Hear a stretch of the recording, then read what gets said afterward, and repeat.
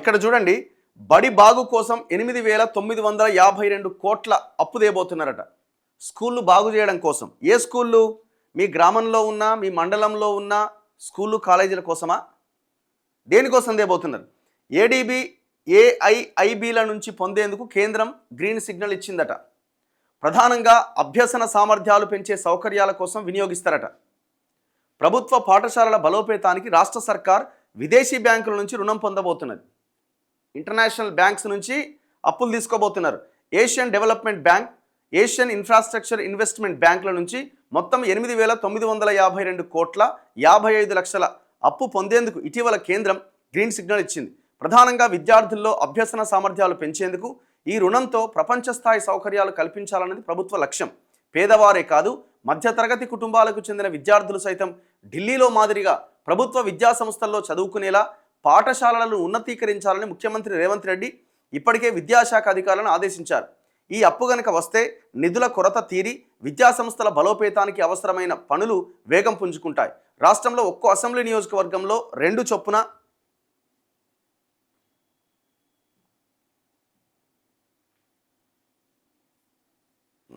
ఇక్కడ ఉన్నాయి బాబు 2 చొప్పున యంగ్ ఇండియా ఇంటిగ్రేటెడ్ రెసిడెన్షియల్ స్కూళ్లు నెలకొల్పాలని ప్రభుత్వం నిర్ణయించి ప్రస్తుతం 105 స్కూళ్ల నిర్మాణానికి సంకల్పించింది.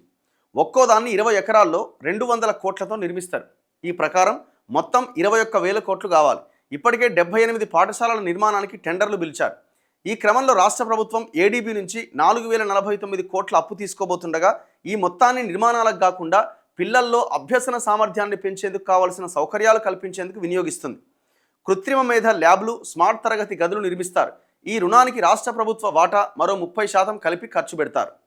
అంటే ఇది మీ గ్రామంలో, మీ మండలంలో, మీ టౌన్లో ఉన్న స్కూళ్ళ కోసం కాదు, ఇది ఇంటిగ్రేటెడ్ స్కూళ్ళ కోసం అప్పు దేబోతున్నారట. Pre primary కేజీబీవీలకు 4,903 కోట్లట. ప్రభుత్వ పాఠశాలలను సురక్షిత, నాణ్యమైన విద్య అందించే కేంద్రాలుగా మార్చాలని ప్రభుత్వం నిర్ణయించింది. జాతీయ నూతన విద్యా విధానం సిఫార్సులను పాటిస్తూ పిల్లల్లో అభ్యసన సామర్థ్యాలు మెరుగుపరచబోతున్నారు. అందుకు ఏఐఐబి నుంచి ప్రభుత్వం 4,903 కోట్ల అప్పు తీసుకోబోతున్నది. ఆ నిధులతో ప్రీ ప్రైమరీ స్కూల్లో ఉత్తమ మౌలిక వసతులు కల్పించడంతో పాటు ఆటపాటలతో చదువు నేర్పించేందుకు అవసరమైన వస్తువులు కూడా సమకూరుస్తారట.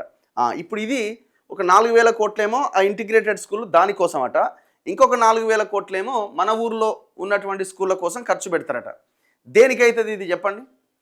అసలు మీ గ్రామంలో ఉన్న స్కూళ్ళు ఎంత దారుణంగా, ఎంత ఇదిగా ఉన్నాయి. మేము ఎందుకు అప్పు తెస్తున్నామని కూడా అడుగుతలేం. ఎందుకంటే నువ్వు తెచ్చే అప్పు స్కూళ్ళ కోసం కాబట్టి తీసుకొచ్చేసి అనే చెప్తున్నాం. దానివల్ల మంచి జరుగుతుంది కానీ చెడేం జరగదు. కానీ మీరు పెంచాల్సిన, ఇప్పుడు ఇది కూడా బడ్జెట్లో చూపిస్తారు. లాస్ట్ ఇయర్ బడ్జెట్ ఎంత? 7% బడ్జెట్ పెట్టిరు. దాంట్లో ఏం చెప్తాడు? అప్పులు గిప్పులు అంతా కలిపి, ఇది 7 నుంచి తెచ్చింది అంతా కలిపి అలా పెడతాడు. ఇప్పుడు ఇది కూడా మీరు పెట్టబోయే 7-8% బడ్జెట్లోనే భాగమా, లేకపోతే ఇది సపరేటా? ఎటొచ్చి మళ్ళీ గదే 7%, 8%. మీరు కాంగ్రెస్ మేనిఫెస్టోలో పెట్టింది 15% విద్య కోసం బడ్జెట్ను కేటాయిస్తామని. దానికి మీరు ఎందుకు కట్టుబడి లేరో సమాధానం చెప్పాలా? పైసలు లేవు. పైసలు లేకపోతే అమ్ము, భూములు అమ్ము. పిల్లల చదువు కోసమే కదా. కబ్జా అయిన భూములు వెనక్కి తీసుకో, వాటిని వేలమై.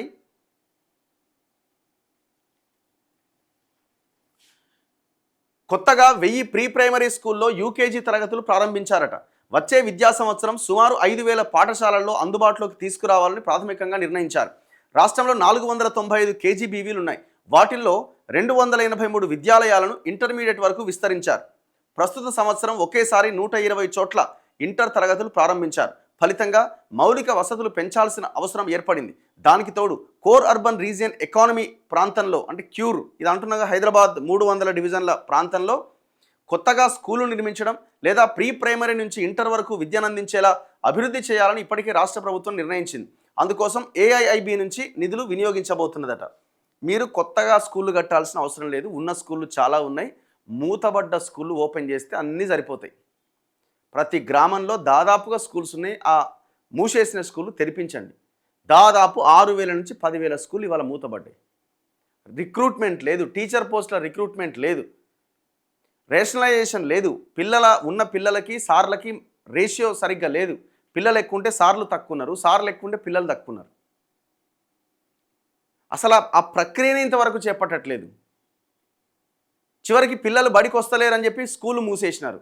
ఇప్పుడేమంటున్నారు, పిల్లలు చాలా తక్కువ ఉన్నారు, సార్లే ఎక్కువ ఉన్నారు, ఇంకా రిక్రూట్మెంట్ అవసరం లేదనే రీతిలో మీరు మీరు మీరు మాట్లాడుతున్నారు. ఎందుకు పిల్లలు ఎందుకు గవర్నమెంట్ స్కూల్స్కి వస్తలేరు? ఎందుకు వస్తలేరు? స్కూల్ బాలేవు కాబట్టి. నువ్వు అద్భుతంగా స్కూళ్ళు తయారు చేసి టీచర్ రిక్రూట్మెంట్ పెంచి మంచి నాణ్యమైన విద్యను కనుక అందించే ప్రయత్నం మీరు చేస్తే ఎందుకు రారండి పిల్లలు? బ్రహ్మాండంగా వస్తారు.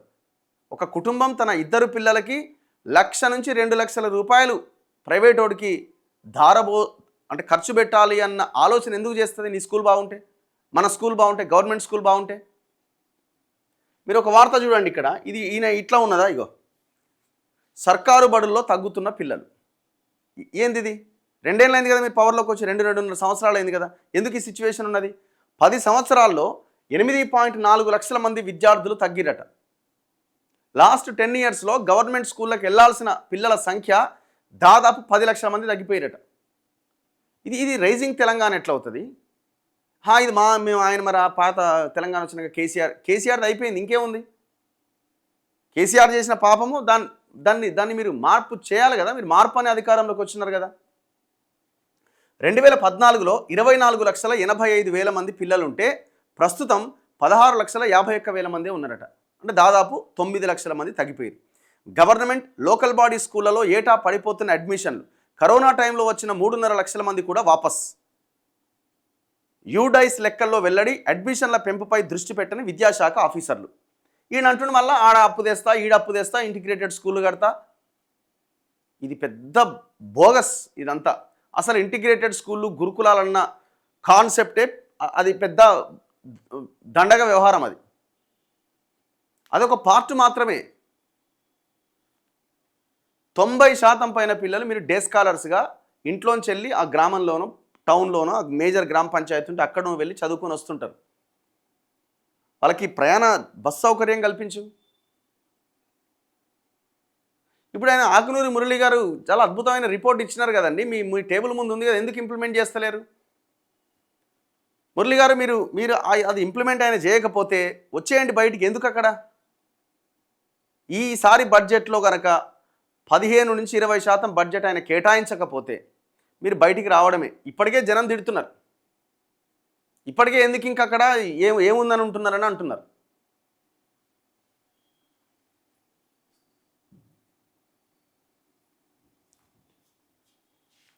చూడండి, ఇగో రాష్ట్ర వ్యాప్తంగా 2014-15 విద్యా సంవత్సరంలో 26,114 ప్రభుత్వ లోకల్ బాడీ స్కూళ్ళు ఉంటే వాటిలో 24,85,7 మంది పిల్లలు చదువుకునేవారు. ఎప్పుడు? 2014-15 అంటే తెలంగాణ వచ్చిన కొత్తలో.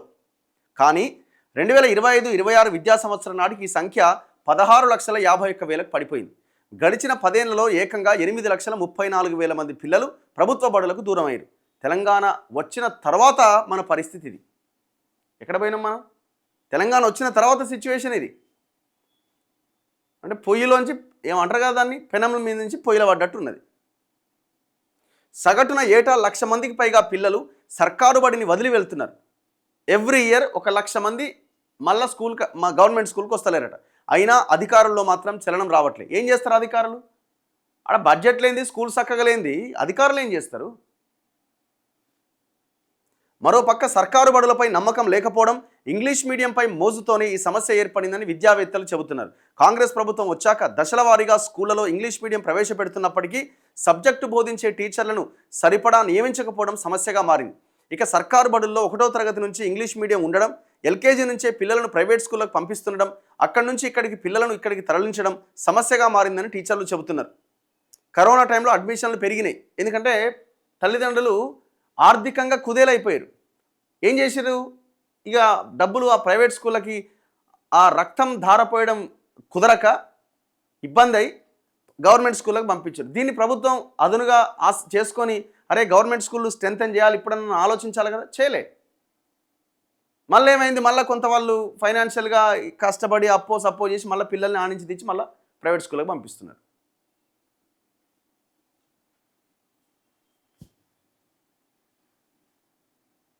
ఇగో మీటింగ్లు ఎక్కువ, పాఠాలు తక్కువ.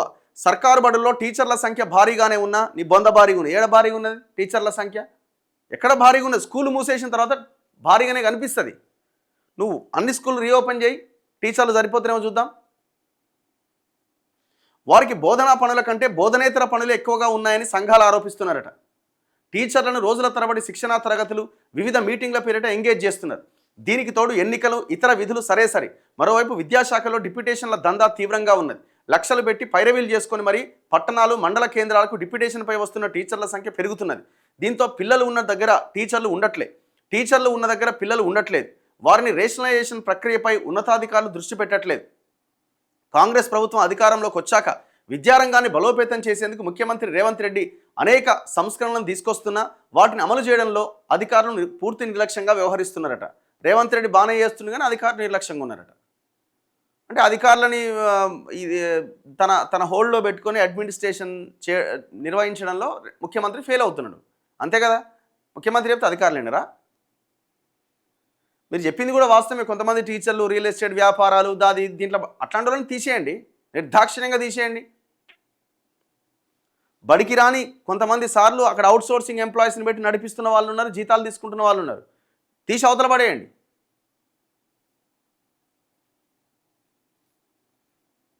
గింత ఘోరంగా ఉంది మన చదువు.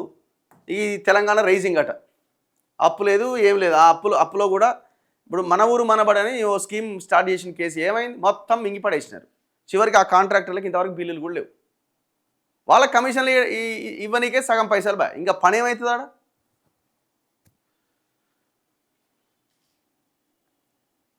సో అందుకే ఆలోచించండి. ప్రజలు కూడా ఆలోచించాల్సింది, మన ఎలక్షన్ ఎజెండాలో విద్యా వైద్యం అనేది భాగం కావాలి.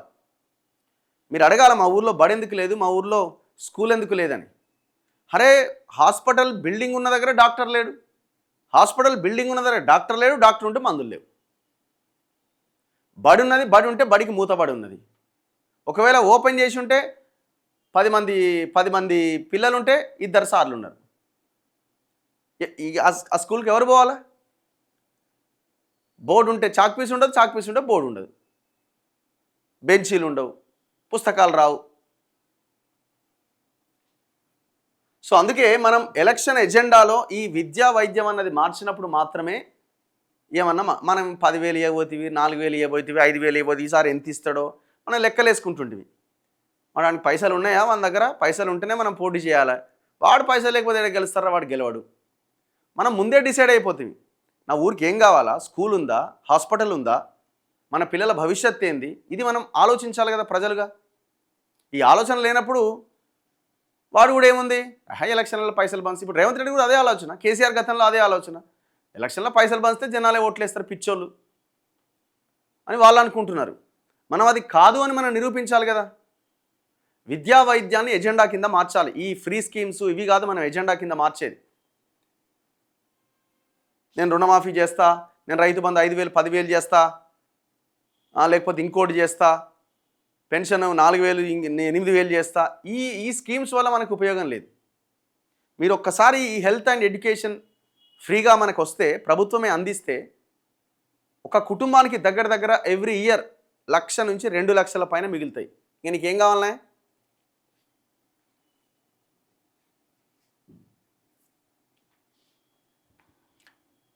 జనాలకి ఇది నచ్చని సబ్జెక్టు, కొంతమందికి ఇది చదువు ఇదేమో వదిలేవని అమ్మ ఇది వెళ్ళింది. ఇట్లాంటి వీడియోలు పెట్టినా చూడరు జనం. అన్న, మాలాంటి నిరుపేదలను కూడా మా పిల్లల్ని ప్రైవేట్ స్కూల్లో చదివిస్తున్నాం. సంవత్సరం మొత్తం కష్టపడ్డ డబ్బులు మొత్తం ప్రైవేట్ స్కూల్లోనే పెడుతున్నాం. వాన్ దగ్గరనే పెన్సిల్ కొనాలి, వాన్ దగ్గరనే రబ్బర్ కొనాలి, వాన్ దగ్గరనే పుస్తకాలు కొనాలి, మొత్తం వాన్ దగ్గరనే కొనాలి. బూట్లు సాక్స్ల దగ్గర నుంచి వాన్ దగ్గరనే కొనాలి. ఇంకా అదో పెద్ద దోపిడీ. మళ్ళీ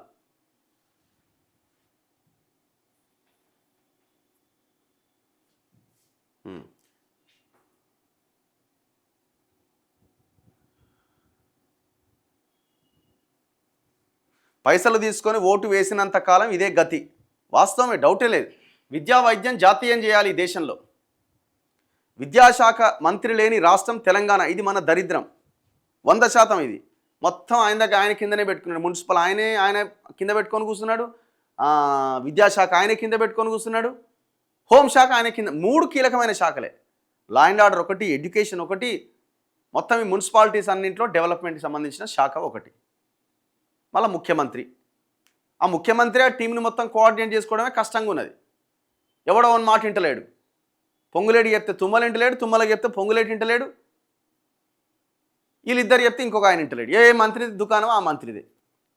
మొత్తానికి ముఖ్యమంత్రి అట ఎవరు తుమ్మల నాగేశ్వరరావు అట రెవెన్యూ మంత్రి తెలియకుండానే 1000 ఇండ్లు కూలగొచ్చిండట ఖమ్మంలో. పొంగులేటి అడిగితే ఏం బిక్కుంటావో బిక్కోవా అని అంటాడట. రేవంత్ రెడ్డి ఫోన్ చేసి ఎత్తరాట తుమ్మల నాగేశ్వరరావు. ఇంత పతారం ఉన్నది ఈ ముఖ్యమంత్రి. మళ్ళీ బయటకు వచ్చి తొడలు కొట్టుడు, అది ఊపుడు ఇది ఊపుడు, మళ్ళీ పెద్ద పెద్ద మాటలు.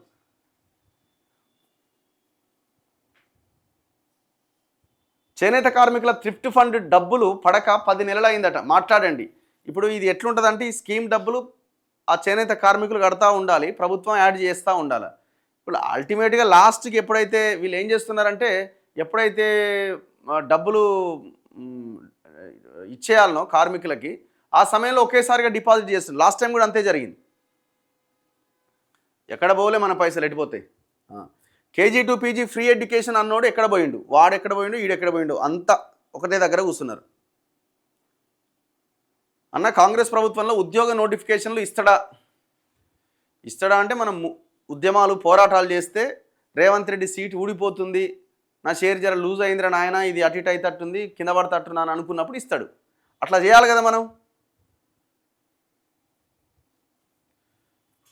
రాష్ట్రంలోని సమస్యల మీద మేధావులందరినీ ఒక తాటిపైకి తెచ్చి మీరు చేస్తున్న పోరాటం అభినందనీయం.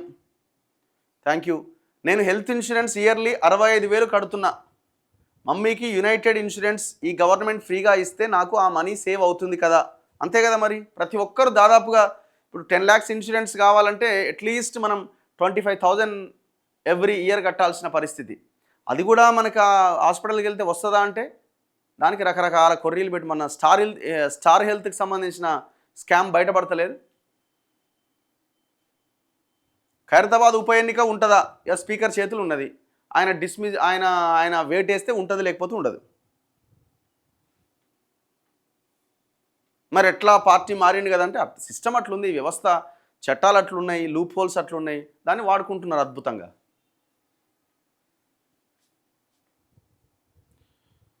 ఆకునూరి మురళిని అడగవట. ఇప్పటిదాకా అడిగింది ఏందే బాబు? ఇనలేదా నువ్వు? ఇప్పటిదాకా అడిగింది ఏంది? ఆయన ఇప్పుడు ఆకునూరి మురళి జేబులకి వెళ్ళో లేకపోతే ఆయన ఇంట్లోకి వెళ్ళో ఆయన సంపాదించిందో పెట్టాడు కదా. రేవంత్ రెడ్డి పెట్టాలా? మేము అదే అడుగుతున్నాం. మురళి గారు ఇంకా మీరు అక్కడ ఈ బడ్జెట్తోని ఏం పని చేయకుండా అక్కడ ఉండడం అనవసరం. ఈ బడ్జెట్ చూడండి, 15% మినిమం బడ్జెట్ కేటాయించినా అక్కడ ఉండండి, లేకపోతే బయటకు వచ్చేయండి అని చెప్తున్నాం. పండించిన పంటకు సరైన మద్దతు ధర ఇవ్వండి, అంతేగాని ఉచితాలు వద్దు. ఇండియాలో క్వాలిటీ లేదన్న గవర్నమెంట్ స్కూల్స్లో లేదు, అస్సలే లేదు. అంగన్వాడీ పోస్టులు లేవా అన్న, మా ఊర్లో 1 year నుంచి 2 పోస్టులు ఖాళీగా ఉన్నాయట. ఇవ్వచ్చు కదా అక్కడ ఉన్న మహిళలు ఎవరో ఒకరికి. రఘు అన్న మీరు ఆంధ్రా నుంచి వీడియోస్ చేయకపోతే మీ ఆఫీస్ ముట్టడిస్తాం. మేము అర్థం చేసుకుంటాం, తెలంగాణలోని చాలా ప్రాబ్లమ్స్ ఉన్నాయి, అయినా ఫోకస్ చేయాలి. చేద్దాం అన్న. ముందుగా ఉన్న బడ్జెట్లోనే నిజాయితీగా పనిచేయాలి. మధ్యాహ్న భోజన పథకంలో కూడా కల్తీ చేస్తున్నారు. కల్తీ ఎందుకు అవుతుంది? ఇప్పుడు వీళ్ళు అంటున్నారు మేము ఆ భోజనానికి సంబంధించిన కాస్ట్ పెంచినామని అంటున్నారు. ఎందుకు కల్తీ అవుతుంది? వీళ్ళు ఎప్పటికప్పుడు వాళ్ళకి డబ్బులు రిలీజ్ చేయాలా? ఇప్పుడు ఆ కాంట్రాక్టర్కి నువ్వు ఇవ్వాల్సిన బకాయిలు ఇవ్వకపోతే ఏం చేస్తాడు? పోయిన నెల డబ్బులు రాలేదనుకోండి, ఈ నెల ఏం చేస్తాడు? పైసలు లేవు కదా జేబులో అని చెప్పి ఆ కూరగాయల మార్కెట్కి రాత్రి అంతా అయిపోయినాక పోయి అంతా ఎదుర్కొని వస్తాడు. పుచ్చిపోయినాయి గిచ్చిపోయినాయి అన్ని పట్టుకొని వస్తాడు. ఒకవేళ నువ్వు డబ్బులు ఇచ్చినావు అనుకో, నువ్వు డిమాండ్ చేయొచ్చు, క్వాలిటీ ఎందుకు పెడతలేవు మాకని. వాడికి డబ్బులు ఇయ్యరు, వాడు పెట్టేదేమో అట్లుంటుంది. ఆరోగ్యానికి ఇప్పుడు ఏమైందన్నది మీరు రాష్ట్రంలో పరిస్థితి చెప్పాలా. అవుట్సోర్సింగ్ వాళ్ళ పరిస్థితి ఏంది? మా పాస్బుక్లు ఎప్పుడు వస్తాయి? ఆ ప్రింటింగ్ ప్రెస్ ఆయనకు పైసలు ఇచ్చినప్పుడు వస్తాయి. పొంగులేటి శ్రీనివాసరెడ్డిని అడగాలి ఇప్పుడు మనం. యూరియా అసలు దొరుకుతలేదట. మేము చాలా ఇబ్బందులు పడుతున్నాం. ఆంధ్ర బడ్జెట్ చూసారా? ఎడ్యుకేషన్కి 18% ఇచ్చారు ఈసారి. 32,000తో పాటు తల్లికి వందనంకి 9,000, హైయర్ ఎడ్యుకేషన్కి 4,000, స్కూల్ డెవలప్మెంట్కి, స్పోర్ట్స్కి, స్కాలర్షిప్కి మొత్తం 53,000 కోట్లు అలొకేట్ చేసిరట. మరి అలా గురువే కదా ఈయన శిష్యుడే కదా చంద్రబాబు నాయుడికి.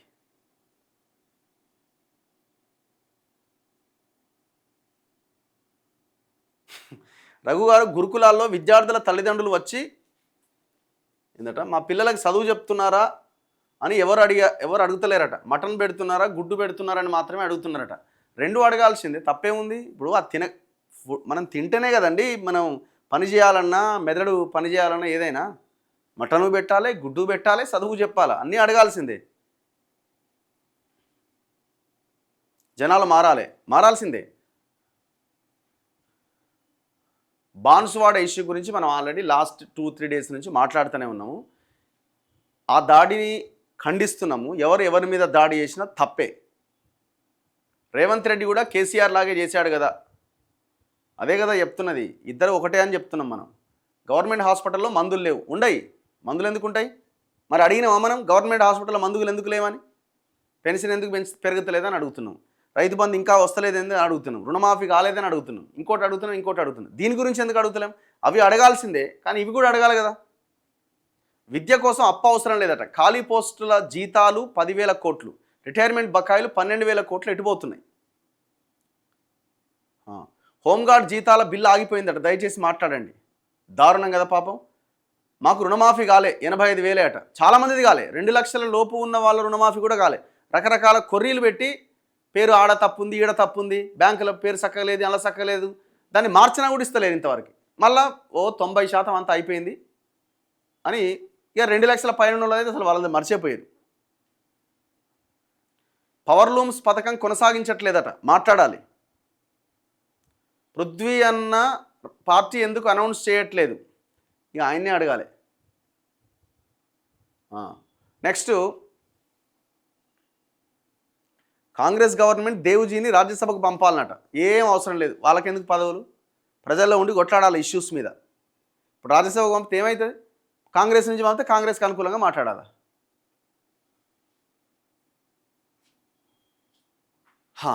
నెక్స్ట్,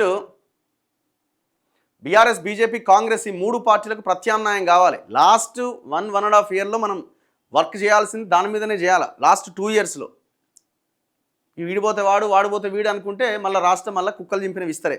ఏముంది? పోయిన 10 ఏళ్ళు ఏమైనా మిగిలిందా రాష్ట్రంలో? ఇప్పుడు ఈయన వచ్చింది ఏమైనా మిగులుతుందా? మళ్ళీ ఈయన పోతే ఆయన రెడీగా ఉన్నాడు, నేనే వస్తాయిగా, ఈయన మీద ఉన్న వ్యతిరేకత నాకే ఉపయోగపడుతుంది అనుకున్నాడు. ఇక అట్లా మనం చేసుకుంటూ పోతే మనకు వచ్చేదేముంది? మనకు వచ్చేదంటే ప్రజలకు వచ్చేదేముంది?